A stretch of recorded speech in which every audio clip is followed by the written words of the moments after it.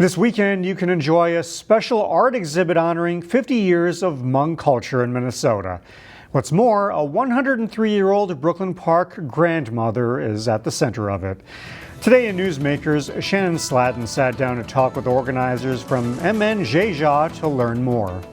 So this year commemorates the 50th year that the Hmong people, or the Southeast Asian people, have been in the United States. And so this year expect a lot of different cool things coming from MZZ and from the Hmong community in general. So this weekend's event will be our first in the many celebrations that we'll have this year. One of the big projects has been photographing families and elders. Can you tell us how that got started? Absolutely. So in 2023, one of our colleagues approached Dr. Jenna and I and said, hey, I have this friend who does portraits and look at this. And so it was of an elderly Hmong woman, and I saw it. I'm like, wow, we gotta talk to this person. And so we did talk to Richard, and he told us about his vision and what he could do and would like to do. And so we said, let's go for it.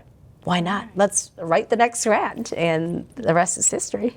And that's where you got involved, Richard. You started taking photos. What did you learn in this experience? Oh my gosh, I learned an amount of how important it is to preserve the stories of these elders, and especially during this time when these stories are super coming to the surface, the more prevalent at the 50th anniversary. So being able to capture these ladies in all their strength and their power, and being able to have them be seen in that way is an incredibly important thing, I think, for the community and for all Minnesotans. I mean, these are uniquely Minnesotan stories, and important for all of us to see and appreciate.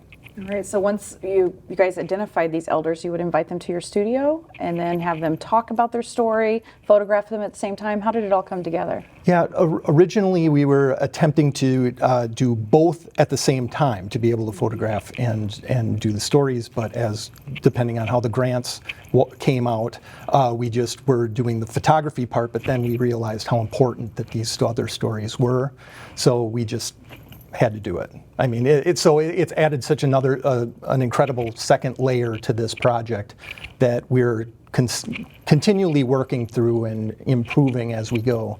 But it's just added just another level to the appreciation of the community, and showing the love that these families have for their elders and telling their stories. Exhibit opens in January. Can you quickly tell us where folks can see it? It's at Vandalia Tower. It'll be starting this weekend. That's January 25th from noon to 9 o'clock.